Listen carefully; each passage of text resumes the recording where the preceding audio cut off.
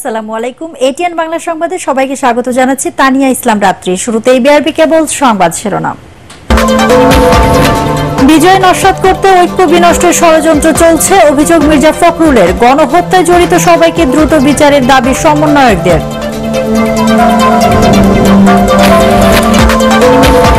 Jail পলাতক 90 দাগী আসামি সহ 1650 কয়েদি এখনো নিখোঁজ। আত্মসমর্পণ না করলে সাজা বাড়বে, হুঁশিয়ারি আইজি প্রিজনের।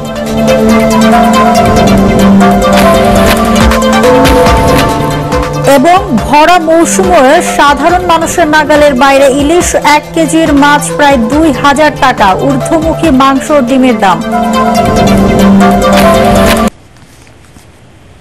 শুনছিলেন বিআরবি কেবল সংবাদ শিরোনাম, এবার বিস্তারিত সংবাদ। ছাত্র জনতার বিজয়কে নস্যাৎ করতে ঐক্য বিনষ্টের ষড়যন্ত্র চলছে বলে দাবি করেছেন বিএনপি মহাসচিব মির্জা ফখরুল ইসলাম আলমগীর। বিজয়কে সুসংহত রাখতে সব ষড়যন্ত্র রুখে দেবার আহ্বান জানান তিনি। সাংবাদিক মুশফিকুল ফজলে আনসারীর সংবর্ধনা অনুষ্ঠানে মির্জা ফখরুল এসব কথা বলেন। জাতীয় প্রেস ক্লাবে আরেক অনুষ্ঠানে খালেদা জিয়া ও তারেক রহমানের বিরুদ্ধে সব বানোয়াট মামলা দ্রুত প্রত্যাহারের দাবি জানান বিএনপি নেতারা। কামরুজ্জামান রাজীবের রিপোর্ট। জাতীয় প্রেস ক্লাব মিলনায়তনে সদ্য দেশে ফেরা প্রবাসী সাংবাদিক মুশফিকুল ফজলে আনসারীর সংবর্ধনা অনুষ্ঠানের আয়োজন করে কয়েকটি সাংবাদিক সংগঠন। ফ্যাসিবাদী শেখ হাসিনা সরকারের দুঃশাসনের বিরুদ্ধে আন্তর্জাতিক মহলে বলিষ্ঠ কণ্ঠস্বর মুশফিকুল আনসারীকে ফুল দিয়ে বরণ করে নেন সাংবাদিক সহ বিভিন্ন অঙ্গনের মানুষ। অনুষ্ঠানে যোগ দিয়ে বিএনপি মহাসচিব বলেন, হাসিনা সরকারের রোষানলে দেশ ছাড়া সাংবাদিক মুশফিক বিদেশ থেকেও সংগ্রামে অংশ নিয়েছেন। ঐক্য বিনষ্টের ষড়যন্ত্র রুখতে সবাইকে ঐক্যবদ্ধ থাকার আহ্বান জানান তিনি। যদি আমরা এটাকে ধরে রাখতে পারি, আমাদের যে ঐক্য সৃষ্টি হয়েছিল সেই ঐক্যকে যেন অটুট রাখতে পারি। আজকে খুব সুপরিকল্পিতভাবে এই ঐক্যকে বিনষ্ট করবার একটা চক্রান্ত চলছে, সেটাকে আমাদেরকে আবার মুখে নিতে হবে। এখানে আমি অনুরোধ করবো সকলকে, কোনো ব্যক্তি, কোনো গোষ্ঠী বা কোনো দল এই বিষয়কে সামনে না এনে গোটা বাংলাদেশি মানুষকে বাংলাদেশের সামনে নিয়ে আসুন। যে সম্ভাবনা আমাদের সৃষ্টি হয়েছে সেই সম্ভাবনাকে যেন আমরা কাজে লাগাতে পারি। অন্যদিকে জাতীয় প্রেস ক্লাবের সামনে অবস্থান কর্মসূচিতে বিএনপি নেতারা বলেন, হাসিনা সরকারের আমলে খালেদা জিয়া ও তারেক রহমানের বিরুদ্ধে করা ষড়যন্ত্রমূলক সব মামলা প্রত্যাহার না হওয়ায় জনমনে সংশয় দেখা দিয়েছে। তারেক রহমান যদি বিনা কারণে আসামি হতে পারে, খালেদা জিয়া যদি 1 কোটি টাকার জন্য 5 বছর জেল কাটতে পারে, 118টা মামলার জন্য শেখ হাসিনাকে হিন্দুস্তান থেকে 100 বছর জেল, যে আরো বিএনপি অফিসকে তছনছ করে দিয়েছে, যে মেহেদিরা বাংলাদেশের বিএনপির অফিসে ঢুকে অস্ত্র রেখে আমাদেরকে মামলা দিয়েছে, তাদেরকে আইনের আওতায় আনা। মানুষকে একটু দেখান যে এরাই অত্যাচারী, এরাই ক্ষমতা লিপ্সু, এরাই শেখ হাসিনার ডাইন হাত। প্রেস ক্লাবে আরেক অনুষ্ঠানে বিএনপি নেতারা বলেন, শেখ হাসিনা সহ তার দোসর যারা দেশকে অস্থিতিশীল করার ষড়যন্ত্রে লিপ্ত আছে, তাদের সবাইকে অবিলম্বে বিচারের আওতায় আনতে হবে। আপনাদের পরিবারের কারণে। কামরুজ্জামান রাজীব, এটিএন বাংলা, ঢাকা। বিগত 15 বছরে কথা বলতে পারেনি, অথচ একদল মানুষ এখন 15 দিনের মধ্যেই সব দাবি আদায়ের আন্দোলনে নেমেছে বলে মন্তব্য করেছেন নাগরিক ঐক্যের সভাপতি মাহমুদুর রহমান মান্না। এসব আন্দোলন রাষ্ট্র সংস্কারে বাধাগ্রস্ত করছে বলে জানান তিনি। রাজধানীতে এক সভায় মান্না বলেন, শেখ হাসিনা ইচ্ছে মতো সংবিধান পরিবর্তন করে নিজের হাতে সব ক্ষমতা রেখেছিল, ফলে বিগত 15 বছর আওয়ামী লীগ সরকার দেশে লুটপাট চালিয়েছে। সংবিধান পরিবর্তন সহ 2বারের বেশি কেউ প্রধানমন্ত্রী থাকতে পারবেন না, এমন আইন পাশ করার দাবিও জানান নাগরিক ঐক্যের সভাপতি। 15 বছর ধরে কিছু বলতে পারিনি আমরা, কিন্তু এখন 15 দিনের মধ্যেই চাই, সবই চাই। দোষ দিচ্ছি না, তাদের অভাব তো আছে, তাদের দুঃখ কষ্ট আছে। সরকারে যারা আছেন তারাও বলেছেন দাবিগুলো ন্যায্য। আনসাররা যখন আন্দোলন করেছিল তখনও বলেছে তোমাদের দাবি ন্যায্য, কিন্তু তোমাদের দাবি মানতে কত টাকা লাগবে এটা বোঝার জন্য আমাদের একটু সময় দিতে হবে। আমাদের যতখানি অসুবিধা ভারতের কারণে আছে, ভারতেরও ততখানি অসুবিধা আমাদের কারণে আছে। আমরা যদি তাদের সাথে না থাকি তাহলে ওরা খুব আরামে থাকবে না।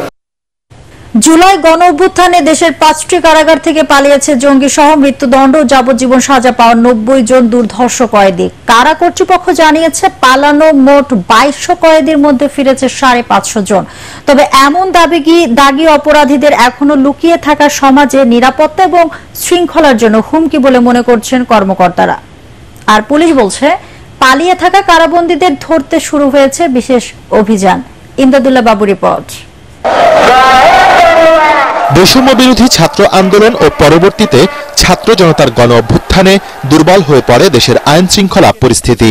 এই সুযোগে নরসিংদী, সাতক্ষীরা, কুষ্টিয়া, শেরপুর ও কাশিমপুর হাই সিকিউরিটি সহ 5 কারাগার থেকে পালিয়ে যায় 2200 বন্দী। এর মধ্যে জঙ্গি সহ মৃত্যুদণ্ড ও যাবজ্জীবন সাজা পাওয়া বিশেষ বন্দীর সংখ্যা 90 জন। এই ঘটনার 1 মাস পর 550 বন্দী কারাগারে ফিরে আত্মসমর্পণ করেছেন। আর দুর্ধর্ষ বন্দীদের মধ্যে মাত্র 5 জনকে ধরতে পেরেছে আইন শৃঙ্খলা রক্ষাকারী বাহিনী, বাকিরা এখনো মুক্ত। বেসিক্যালি আমরা পেরিমিটার পর্যন্ত সিকিউর করি কারাগারের, এর বাইরে কিন্তু আমরা যদি কোনো পরিস্থিতি উদ্ভব হয় এটা পুলিশের সহায়তা নিয়ে থাকি। তো প্রতিটা ঘটনায় কিন্তু আমরা ওই সময় আসলে পুলিশের অবস্থা আপনারা জানেন, যে কারণে আমরা পুলিশের সহায়তা পাইনি। মেসেজ পরিষ্কার, তাদেরকে কারাগারে ফিরতে হবে, আইনের মোকাবেলা করতে হবে। যদি আইন তাদেরকে জামিন দেয় তাহলেই শুধুমাত্র বাইরে থাকতে পারবে, আদারওয়াইজ তাদেরকে জেলে ফিরতেই হবে। দেশের ইতিহাসে কারাগারে নজিরবিহীন এই ঘটনায় হামলা, ভাঙচুর ও লুটপাটের পাশাপাশি অস্ত্র নিয়েও পালায় বন্দীরা। পুড়িয়ে দেয় কারাগারে রাখা মামলার গুরুত্বপূর্ণ নথি, ভাঙা হয় সিসিটিভি ক্যামেরাও।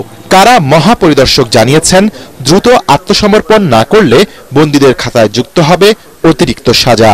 যতদিন তারা বাইরে থাকবে তাদের অপরাধের মাত্রা বাড়ছে। যারা সারেন্ডার করেছে তারা আইন মোতাবেক তাদেরকে পরিস্থিতির কারণে হয়তো তারা বাইরে চলে গেছিল, নিয়ে যে সারেন্ডার করছে তাদেরকে রেগুলারাইজ আমরা করে ফেলেছি। বাকি যাদেরকে গ্রেফতার করা হচ্ছে ডেফিনেটলি তারা একটা অপরাধ অলরেডি করেছে, সো পূর্ববর্তী অপরাধের সাথে এটা অবশ্যই একটা যুক্ত হবে এবং এটার জন্য যে বিচার হবে তার জন্য তাকে ওইটা ফেস করতে হবে। পুলিশ সদর দপ্তর জানিয়েছে এসব কয়েদিদের ধরতে বিশেষ ইউনিট কাজ করছে, চলছে গোয়েন্দা নজরদারিও।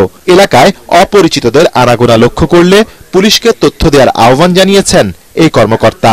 জঙ্গি নিয়ে কিন্তু আমাদের স্পেশালাইজড ইউনিট রয়েছে, আমাদের সিটিটিসি রয়েছে, আমাদের এটিইউ রয়েছে। এই ইউনিটগুলো ছাড়াও পুলিশের সকল ইউনিটে কিন্তু এই মেসেজটুকু দেওয়া আছে। পুলিশের সকল ইউনিট এই বিষয়গুলোকে একটি গুরুত্বপূর্ণ বিষয় হিসেবে দেখে আমরা কিন্তু কাজ করছি। দেশের 13টি কেন্দ্রীয় ও 55টি জেলা কারাগারে বন্দী ধারণ ক্ষমতা 42,000-এর বেশি। 5 আগস্ট পর্যন্ত কয়েদি ছিলেন 92,000। অন্তর্বর্তী সরকার ক্ষমতায় এসে বন্দী ছাত্র জনতাকে মুক্তি দেওয়ার পর এখন কারাবন্দী আছেন 52,000-এর মতো। ইমদাদুল্লাহ বাবু, এটিএন বাংলা, ঢাকা। মাছের বাজার এখন ইলিশের দখলে থাকলেও দাম সাধারণ মানুষের নাগালের বাইরে। 1 কেজি ওজনের ইলিশ বিক্রি হচ্ছে 2,000 টাকায়। ইলিশের সাথে পাল্লা দিয়ে বেড়েছে অন্যান্য মাছের দামও। ঊর্ধ্বমুখী মাংস ও ডিমের দাম। স্বাদের সাথে সাধ্যের মিল না থাকায় কেবল শাকসবজি নিয়ে বাড়ি ফিরেছেন অনেকে।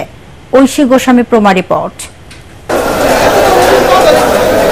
ভরা মৌসুমে যেখানে দাম কম থাকার কথা সেখানে দফায় দফায় বাড়ছে ইলিশের দাম, চলে গেছে সাধারণ ক্রেতাদের নাগালের বাইরে। 1 কেজি ওজনের ইলিশ বিক্রি হচ্ছে 2,000 টাকায়। শুধু ইলিশ নয়, বেড়েছে রুই, কাতলা, বোয়াল সহ অন্যান্য মাছের দামও। ইলিশ মাছের আমদানি কমের কারণে কেজি প্রতি 100 টাকা করে বাড়ছে। নদীর সরপুরি 600 টাকা কেজি, পোয়া মাছ 400 টাকা কেজি, কালীবাউ 700 টাকা কেজি, নদীর বাইম মাছ 800 টাকা কেজি। লালটা 155 টাকা ডজন, সাদা হইলে 150 টাকা ডজন, হাঁস হইলে 210 টাকা ডজন। মাংসের বাজারেও স্বস্তি নেই। খাসির মাংস বিক্রি হচ্ছে 1100 টাকা কেজি, আর গরুর মাংস বিক্রি হচ্ছে 750 থেকে 800 টাকায়। এদিকে মূলা ও লাউ বাদে বেড়েছে সব সবজির দাম। প্রতি কেজি শিম 150, টমেটো 120, গাজর 150 আর কাঁচামরিচ 180 টাকা কেজি। 50-এর নিচে আছে পেঁপে, আর বাকি আইটেমগুলো মানে 60, 70, 50 এর ভিতরে। অন্যান্য সবজির দাম মোটামুটি একই রকম আছে, খালি টমেটোটা আমি একটু কম পেয়েছি গত সপ্তাহ থেকে। একটা কুমড়া কিনতে গেলে 50 থেকে 60 টাকা, পেঁয়াজের কেজি এখন 120 টাকাই আছে, কমে নেই। তো আমরা সাধারণ ভোক্তা, আমাদের জন্য দামটা একটু রিজনেবল হলে ভালো হয়। নিত্য প্রয়োজনীয় পণ্যের দাম কমাতে দ্রুতই ব্যবস্থা নেওয়ার আহ্বান জানিয়েছেন ক্রেতারা। ঐশী গোস্বামী প্রমা, এটিএন বাংলা, ঢাকা। হিন্দুদের উপর নির্যাতনের প্রতিবাদে রাজধানীর শাহবাগে সড়ক অবরোধ করে বিক্ষোভ করেছেন আন্দোলনকারীরা। প্রায় 2 ঘন্টা পর অবরোধ তুলে নিয়ে তারা জানান দ্রুত দাবিগুলো পূরণ করতে হবে। এ সময় যানবাহন চলাচল বন্ধ থাকায় ভোগান্তিতে পড়ে নগরবাসী। আগামী শুক্রবার দাবি আদায়ে শহীদ মিনারে মশাল মিছিল ও প্রতিবাদ সমাবেশ করার ঘোষণা দিয়েছেন তারা।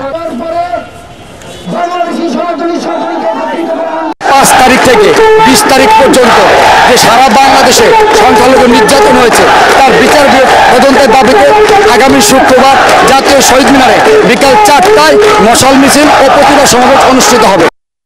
এবারে পলিটিক্স খেলার খবর।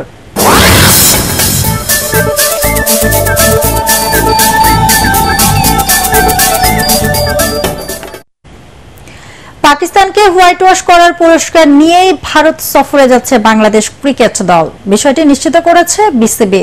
আজ রাজধানীর একটি 5 তারকা হোটেলে জমকালো আয়োজনে টাইগারদের হাতে বোনাসের টাকা তুলে দেবেন যুব ও ক্রীড়া উপদেষ্টা আসিফ মাহমুদ সজীব ভুঁইয়া। সিরিজ জয়ের পুরস্কার হিসেবে পাচ্ছেন 3,20 লাখ টাকা। আগস্ট সেপ্টেম্বরে রাওয়ালপিন্ডিতে 2 টেস্ট সিরিজে প্রথমবারের মতো পাকিস্তানকে হোয়াইট ওয়াশ করেছে নাজমুল হোসেন শান্তর দল। আগামী 15 সেপ্টেম্বর 2টি টেস্ট ও 3টি টি20 ম্যাচ খেলতে ভারত সফরে যাবে বাংলাদেশ ক্রিকেট দল। পঞ্চম দিনেও বৃষ্টির কারণে ভারতের গ্রেটার নয়ডায় মাঠে নামতে পারেনি আফগানিস্তান ও নিউজিল্যান্ড। তাই একটি বলও মাঠে না গড়িয়েই পরিত্যক্ত হয়েছে সিরিজের একমাত্র ম্যাচটি। টেস্ট ইতিহাসে কোনো বল না হয়ে অষ্টম কোনো ম্যাচ পরিত্যক্তের ঘটনা এটি। সর্বশেষ 1998 সালে ডানেডিনে ভারতের বিপক্ষে ক্যারিসপুকের একটি দলের খেলা পরিত্যক্ত হয়। নিরাপত্তার সংখ্যায় নিজেদের দেশে আন্তর্জাতিক ম্যাচ খেলতে না পারায় বিসিসিআই সেখানে খেলার সুযোগ করে দিয়েছে আফগানিস্তানকে। এর আগে সেখানে 5টি ওয়ানডে ও 6টি টি20 খেললেও বৃষ্টিতে কখনো বাতিল হয়নি তাদের ম্যাচ। শেষ করার আগে বিআরবি কেবল সংবাদ শিরোনাম আরেকবার। বিজয় নস্যাৎ করতে ঐক্য বিনষ্টের ষড়যন্ত্র চলছে অভিযোগ মির্জা ফখরুলের। গণহত্যায় জড়িত সবাইকে দ্রুত বিচারের দাবি সমন্বয়কদের।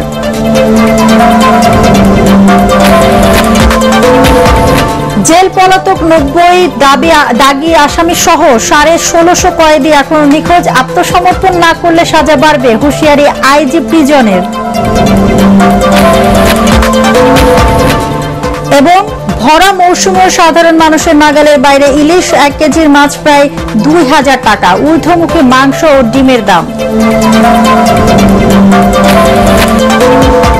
দর্শক, পরবর্তী সংবাদ দেখার আমন্ত্রণ জানিয়ে এখনকার মতো শেষ করছি। এটিএন বাংলা সংবাদ ইউটিউবে দেখতে ব্রাউজ করুন youtube/ATN বাংলা নিউজ। ধন্যবাদ সবাইকে।